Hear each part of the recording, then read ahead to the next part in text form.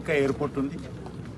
అదే మనకు ఆంధ్రప్రదేశ్ తీసుకున్నట్లయితే అక్కడ పుట్టపర్తి కానీ, కడప కానీ, లేక విజయవాడ, రాజమండ్రి, విశాఖపట్నం, తిరుపతి, కర్నూలు, ఈ రకంగా అనేక ఎయిర్పోర్ట్లు అక్కడ ఉన్నాయి.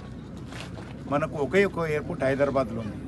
కాంగ్రెస్ పార్టీ ప్రభుత్వం పూర్తిగా గతంలో ఎయిర్పోర్ట్ ఏర్పాటు చేసినప్పుడు తెలంగాణ పట్ల వివక్షత చూపించింది కాబట్టి మనకు హైదరాబాద్కు ఒకే ఎయిర్పోర్ట్కు పరిమితమయ్యాం. నేను కేసీఆర్ ముఖ్యమంత్రిగా ఉన్నప్పుడు అనేక ఉత్తరాలు వరంగల్ ఎయిర్పోర్ట్ విషయంలో, ఆదిలాబాద్ ఎయిర్పోర్ట్ విషయంలో, ఖమ్మం కొత్తగూడెం విషయంలో అనేకసార్లు ఉత్తరాలు రాశాను. అనేకసార్లు మరి ఉత్తరాలు వస్తే ఏ ఒక్క ఉత్తరాన్ని కూడా ఈరోజు వరకు కూడా జవాబు రాలేదు నాకు. చివరకు ఆ రోజు సివిల్ ఏవియేషన్ మినిస్టర్గా ఉన్నటువంటి జ్యోతిరాదిత్య సింధియా గారికి చెప్పాను, స్వయంగా నేను ఉత్తరం రాస్తే స్పందన లేదు, మీరు ఒకసారి వెళ్ళండి అంటే ఆయన కేసీఆర్ గారి ఇంటికి ప్రగతి భవన్కి వెళ్ళే రోజు ఈ విషయంపైనే చర్చించడం జరిగింది.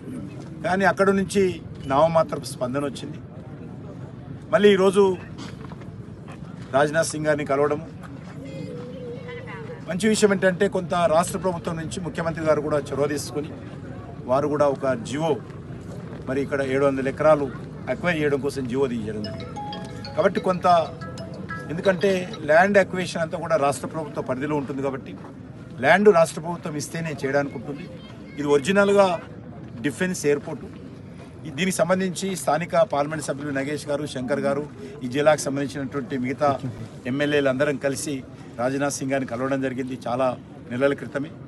ఆయన కూడా సానుకూలంగా స్పందించి నేను రాసిన ఉత్తరానికి మేము ఎయిర్పోర్ట్ ఇవ్వడానికి సిద్ధంగా ఉన్నామని ఒక సానుకూలమైనటువంటి ఉత్తరం నాకు కూడా రాశారు. అది మేము మీకు కూడా రిలీజ్ చేశానని ప్రెస్కు చాలా నెలల క్రితమే.